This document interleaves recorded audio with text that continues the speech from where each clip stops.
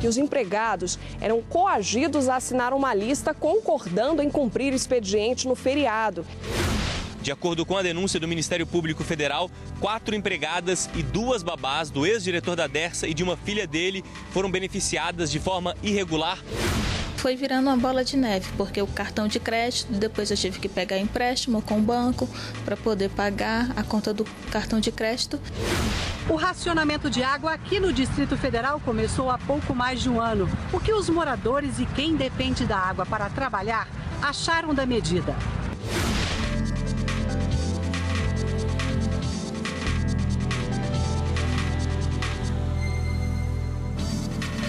Olá, boa noite. Boa noite para você.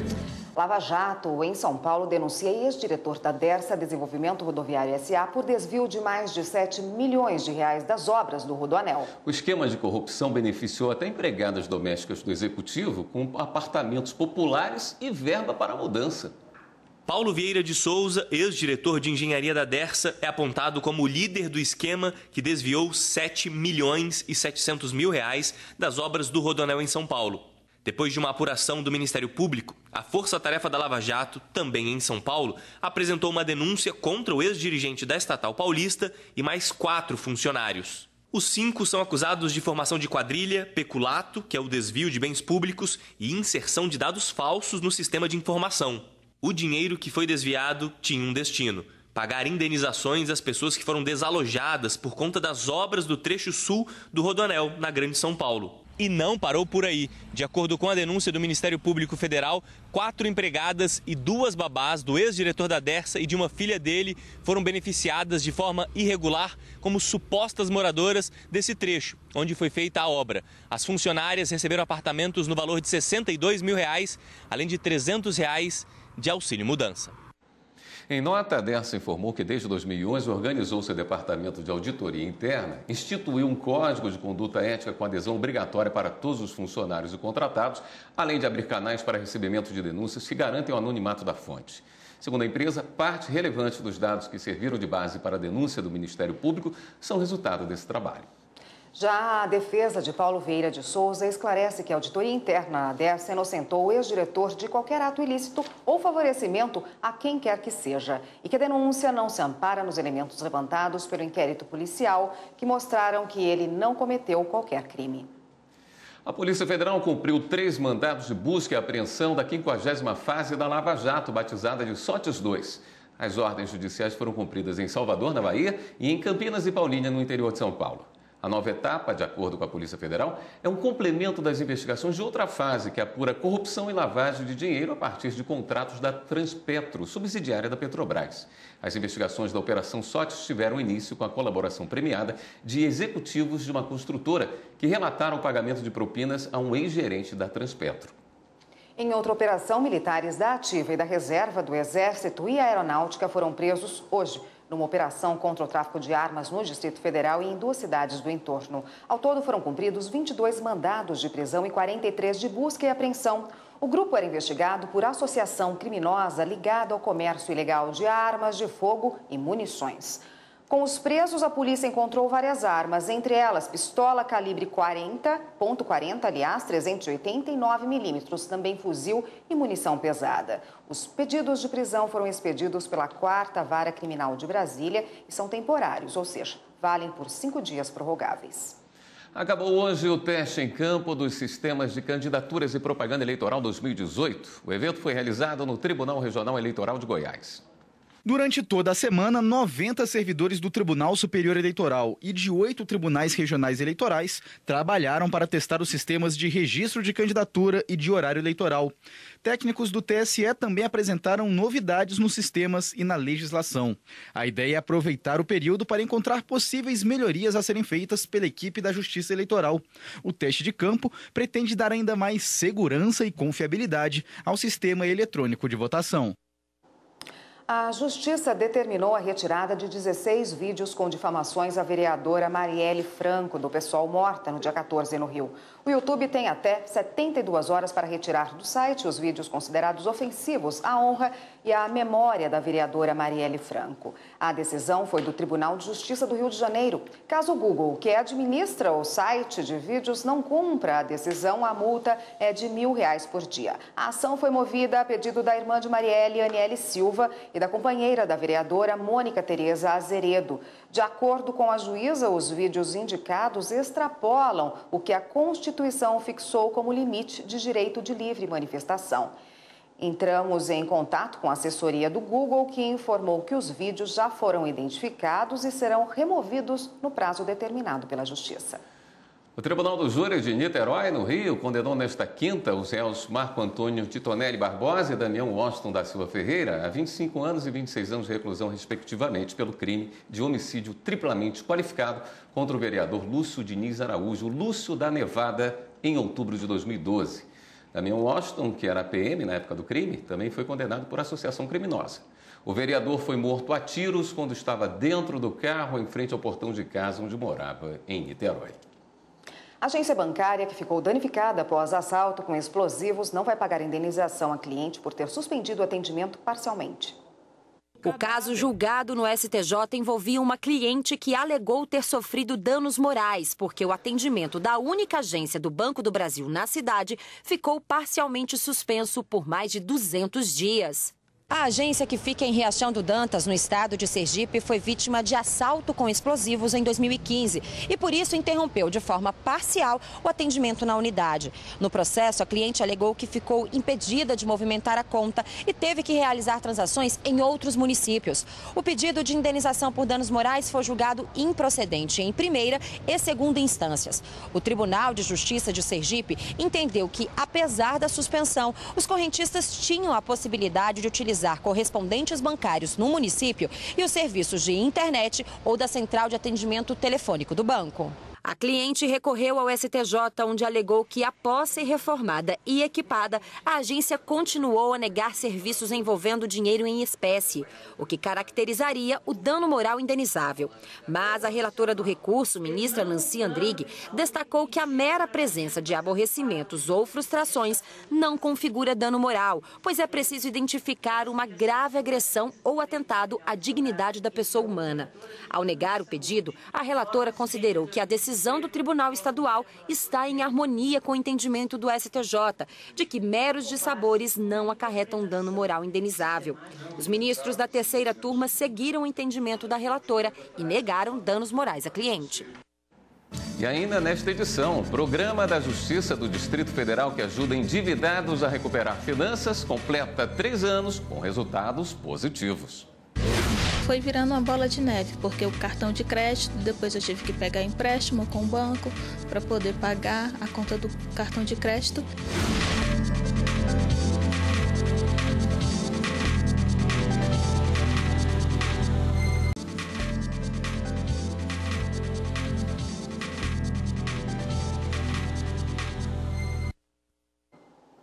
Uma indústria no Rio Grande do Sul foi absolvida de indenizar um trabalhador por assédio moral devido a um esquema de compensação em feriados. Segundo o empregado, ele era coagido pela empresa a trabalhar quando os dias comemorativos caíam no meio da semana. Quando aparece um feriado à vista, tem gente que já planeja o que vai fazer no dia de folga. Sair, curtir. A gente consegue viajar para um local legal, um local que nós nunca conhecemos. É muito importante.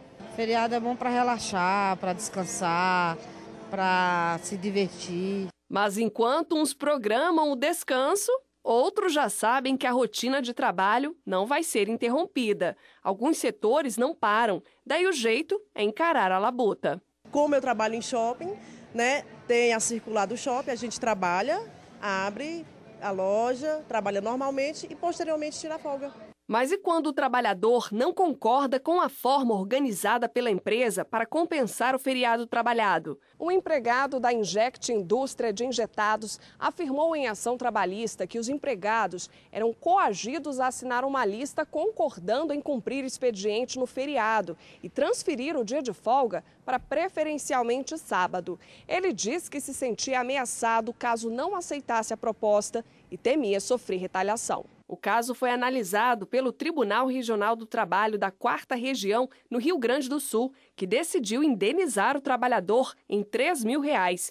O O entendimento foi que a lista prejudicava os empregados e que a situação feria a norma coletiva da empresa. Mas no TST, os ministros da 8ª turma tiveram outro entendimento e reformaram a decisão do TRT. A ministra Dora Maria da Costa, relatora do processo, entendeu que o caso não se enquadra em dano moral, pois não ficou demonstrado que o fato atingiu a esfera íntima e social do trabalhador. A ministra afirmou ainda que, embora a empresa não tenha observado a questão da norma coletiva, não significa automaticamente ofensa moral. Por unanimidade, a 8ª turma negou o pedido de indenização do trabalhador. O programa Super Endividados do TJDFT completa 3 anos com mais de 1.300 audiências realizadas. O objetivo do programa é promover a prevenção, o tratamento e a resolução amigável de conflitos envolvendo consumidores em situação de superendividamento. R$40 mil. Esse é o tamanho da dívida da Flávia com o banco. Comprava com umas coisas e achava assim, R$10 com uma coisa aqui, outra ali. Falei assim, tá barato. Dali, não, vou jogar no cartão. E foi aumentando, né? Foi virando uma bola de neve, porque o cartão de crédito, depois eu tive que pegar empréstimo com o banco para poder pagar a conta do cartão de crédito. E não adiantou calcular, recalcular. Ela perdeu o controle e acabou num caminho que parecia sem saída. De todas as formas que eu tentava, eu não conseguia. A única esperança da Flávia era o Tribunal de Justiça do Distrito Federal e Territórios. Ela mandou um e-mail para o programa de superendividados e foi encaminhada para orientação financeira. No impulso, acaba gastando além do que pode. E a senhora está registrando suas receitas, suas despesas na planilha mensal? Essa pessoa ela vai verificar junto com o educador financeiro as questões de receita e as despesas todas que ela tem, né? Que ela tem aí as despesas fixas, as variáveis, e ela vai, juntamente com esse educador, verificar uma proposta para construir para que a sua conciliação seja feita de forma sustentável ao longo do tempo. A última etapa do programa é a audiência de conciliação com o credor. Durante esses 3 anos, o programa realizou mais de 1.300 audiências e conseguiu acordo em quase metade delas. Mas não adianta só essa orientação financeira, essa orientação técnica. A gente sabe que a dívida mexe muito com o emocional da pessoa. Por isso que o programa tem a doutora André, que é psicóloga e faz esse acompanhamento. Como é que funciona esse apoio psicossocial, doutora? No programa, o apoio psicossocial tem 2 bons objetivos. O primeiro é auxiliar o participante a compreender o que serviu, o que aconteceu na vida dele que funcionou como gatilho para o superendividamento, do ponto de vista emocional. Se foram as relações familiares, se foram as expectativas pessoais.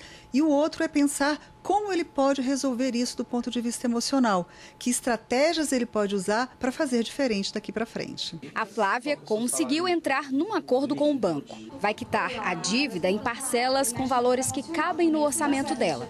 Agora ela já está tentando negociar outras 2 dívidas. Aliás, dívida é uma palavra que ela não quer ouvir tão cedo. Dívida nunca mais. Não, graças a Deus. Se Deus quiser, não. Bom, e quem está aqui para falar sobre esse assunto é a juíza Caroline Santos Lima, coordenadora do Centro Judiciário de Solução de Conflitos e Cidadania dos Juizados Especiais Civis de Brasília. Doutora Carolina, boa noite. Boa noite. Nós vimos na matéria que o superendividado é apoiado por várias frentes, inclusive com esse apoio psicológico. Isso é fundamental para conseguir tirá-lo daquela condição e para que ele não volte mais, né? Isso é muito importante com esse objetivo. Nós percebemos ao longo do tempo que as pessoas renegociavam as dívidas, passavam um tempo, elas tornavam a se endividar e voltavam para o judiciário. Então, o conflito em si não era resolvido. Resolvia um processo, uma dívida, pagava um credor, mas a pessoa continuava contraindo novas dívidas, continuava se superendividando. Então, esse trabalho em diversos eixos, né, o psicossocial, o financeiro e o jurídico, é o que realmente tem dado um resultado positivo. Nós vimos também, doutora Caroline, na reportagem, que a Flávia, que nos concedeu a entrevista, ela enviou um e-mail para o TJ para poder participar desse programa. É esse mesmo caminho ou existem outros caminhos também?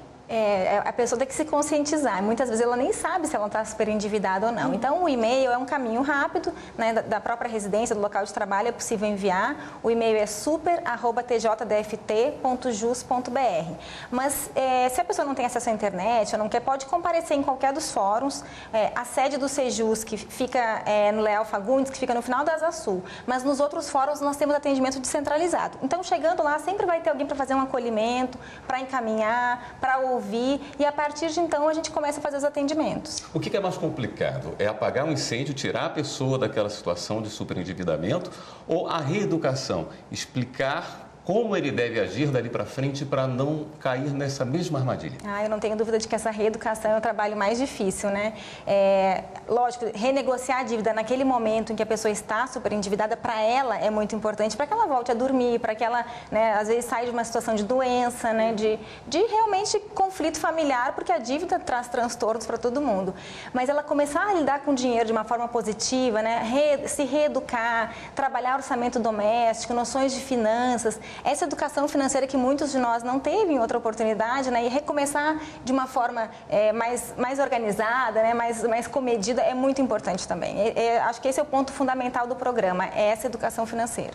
Qual é a dica que se pode dar para uma pessoa que hoje também não sabe, como a senhora mesmo disse, está endividado ou não, está naquela situação em que quase o salário todo vai para pagar algumas prestações e ela se envolve aí nesse emaranhado? Qual é a dica para essa pessoa? E também para a pessoa que ainda não se endividou, não se endividar, né? Quem está nessa situação limiar pode procurar o Tribunal de Justiça, nós fazemos uma triagem, um atendimento, né? E se não for um caso de superendividamento, ela vai ser encaminhada para outros centros para renegociar as dívidas, quando a situação ainda não está totalmente identificada como superendividamento. Nesses casos, então, ela é encaminhada. Nos demais casos, eu acho que é buscar informação, né? O que a gente pode fazer, qualquer um de nós. Nós temos hoje algumas políticas públicas voltadas para a educação financeira, o Banco Central fornece informações. Então, se nós buscarmos informação de qualidade para aprender realmente a lidar com as finanças, é algo que vai prevenir a situação de cada um de nós. É feito apenas a orientação para que a pessoa saia daquela situação, ou vocês assumem todo esse tratamento junto às empresas com quem ele tem dívida? Vocês fazem esse meio de campo também? O trabalho é bem intensivo, né? Na parte financeira, nós fazemos uma oficina de educação financeira, que são ensinamentos genéricos, né? mais amplos, que servem para qualquer um de nós. E fazemos também uma orientação individualizada, que aí é sentar com o participante, né? Com todas as suas dívidas, com todos os créditos que ele tem para receber, se tiver, fazer aquela planilha, né, do orçamento doméstico, saber onde é que pode apertar um pouquinho, onde é que pode economizar, para reorganizar. Então, essa parte é fundamental. Existe um perfil, perdão, Érica, existe um perfil do superendividado? Nós fizemos algumas pesquisas com apoio até de universidades aqui para tentar identificar, porque existe aquele senso comum, né, que às vezes acha que a mulher se endivida mais ou que o idoso é mais vulnerável. E aqui no Distrito Federal a gente não tem um perfil único. Qualquer um pode de uma hora para outra entrar numa situação de superendividamento. A gente não conseguiu limitar um único perfil. Lógico que aqui na nossa região a gente tem muitos servidores públicos com crédito facilitado. Então isso acaba sendo também um desencadeador da situação. Mas não há um perfil. A verdade é que na sociedade de consumo que nós vivemos hoje, qualquer um pode ficar numa situação como essa, infelizmente. Doutora, antes da gente encerrar, gostaria que a senhora repetisse esse e-mail, que é até importante, né, para as pessoas que estão nessa situação. O e-mail, então, é super@tjdft.jus.br. Então, qualquer pessoa interessada no programa pode encaminhar um e-mail, relatar a sua situação, vai ser feita uma triagem, vai ser marcado um atendimento e ela vai receber pelo menos uma ligação do tribunal para receber pelo menos um conforto numa hora difícil. Doutora Carolina, obrigado por estar aqui no Jornal da Justiça e parabéns pelo trabalho. Obrigada. E no próximo bloco, várias cidades do país enfrentam racionamento de água. Racionamento de água aqui no Distrito Federal começou há pouco mais de um ano. O que os moradores e quem depende da água para trabalhar acharam da medida?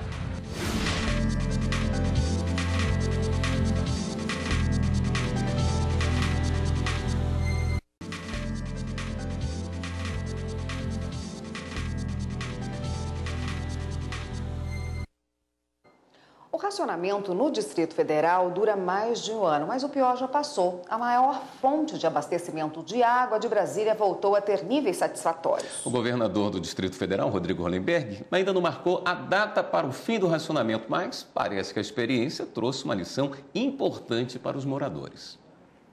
Este é o maior reservatório de água do Distrito Federal. A bacia do Rio Descoberto abastece cerca de 1.600.000 moradores. Hoje está com 71% da capacidade, mas no ano passado chegou a quase 5%. A crise hídrica trouxe o racionamento, uma rotina que começou há pouco mais de um ano. Nesta cafeteria, muita coisa mudou. A água da torneira é bem controlada. Não abrir totalmente ela. Quanto menos você abrir, melhor ainda. Mas não dificulta a lavagem? Não, mas a gente já acostumou já, tipo um pouquinho. Mas a gente acostuma, é só questão de tempo. E tem mais, boa parte da água aqui é reutilizada. A da máquina de lavar cai neste recipiente ainda quente e é aproveitada para fazer uma pré-lavagem da louça que ainda está suja. Outra medida foi reaproveitar a água que é usada para lavar as verduras. O que antes ia pelo ralo, agora vem para cá, para o jardim, para regar as plantas. Não nesta época do ano que está tudo verdinho, mas durante o período seco.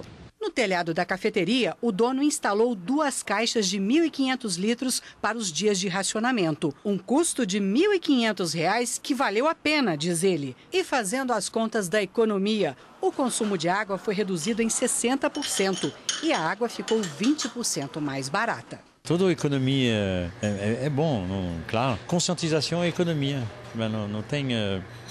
Tá ótimo. O racionamento ainda não tem data para acabar, mas em pouco mais de um ano, a crise hídrica deixou um alerta para a gestão pública. Ficou muito claro a necessidade de investimentos nas direções corretas e também a redução de perdas e redução de desperdícios. Nós não podemos confiar apenas em um único sistema, então os sistemas têm que ser mais integrados e isso, então, a atual gestão da CAES está fazendo um esforço muito grande de implementar as novas fontes de água, mas principalmente de integrar os sistemas de tal forma que a carência em determinados setores eles possam ser supridos. Para a população, a lição mais importante é a conscientização sobre o recurso mais escasso do planeta. Temos a obrigação de preservar as nossas águas e muito mais também de lutar para que as nossas águas não se percam. Todo mundo precisa colaborar. A família de um menor vai indenizar vítima de um acidente de trânsito provocado por ele. O STJ manteve a decisão da Justiça de Santa Catarina. O menor não tinha carteira de habilitação e estava embriagado. Os ministros da terceira turma do STJ julgaram um recurso especial que buscava mudar a decisão de segunda instância, que obrigava os pais do menor e a empresa proprietária do veículo a indenizar a vítima de trânsito. O acidente envolvia um menor sem habilitação. Após ingerir bebida alcoólica, ele teria assumido a direção do carro que pertencia à empresa da família e causado o acidente de trânsito. O caso foi em Santa Catarina. A vítima era um amigo da família que estava no banco do carona e, por conta da batida, perdeu parte de um dos braços. Os pais do menor e a empresa foram condenados solidariamente a pagar indenização de R$30 mil por danos morais e o mesmo valor por danos estéticos. Eles também devem pagar metade das despesas médicas comprovadas e gastos com a recuperação, além de R$ 765 por mês a título de lucros cessantes, pelo tempo em que a vítima ficou afastada do trabalho. No STJ, os pais do menor e a empresa alegavam que houve culpa exclusiva da vítima, já que, apesar de possuir habilitação, desrespeitou as regras de trânsito ao não usar o cinto de segurança e entregar a direção do carro a um menor sem carteira de motorista. Essa advogada explica que, neste caso, se aplica a culpa concorrente. Ela se dá quando as duas partes são culpadas, tanto a vítima quanto o agressor, no caso. Então, quando os dois são culpados, será diminuído o valor da indenização, porque será indenizado no valor proporcional à culpa de cada um. A relatora do recurso, ministra Nancy Andrighi, confirmou a condenação e destacou a jurisprudência da Corte em relação à responsabilização objetiva e solidária do proprietário do veículo por atos culposos a terceiro em acidente de trânsito, mesmo que o condutor não seja empregado ou preposto. De acordo com a ministra, os autos comprovam a culpa grave do menor, que dirigia acima do limite de velocidade após ingerir bebida alcoólica e apresentava despreparo para conduzir o carro. Quanto à responsabilidade dos pais, a relatora destacou que, apesar de a responsabilidade civil ser individual, cabe aos pais reparar os danos causados pelo filho menor, conforme prevê o Código Civil. O que eles tentaram fazer foi alegar a culpa exclusiva da vítima, dizer que o menor não foi culpado, mas qualquer condenação que o menor sofresse, os pais responderiam. Em homenagem ao mês da mulher, estreia neste domingo o documentário Mulheres Além do Tempo. As lutas e as conquistas de ícones atuais na própria voz de cada uma delas. O pioneirismo feminino, hoje e no passado, nas mais diversas áreas do conhecimento, é o que você também confere em Mulheres Além do Tempo. É neste domingo, às 10 horas da noite. E agora vamos dar um giro pela rede para saber das últimas notícias.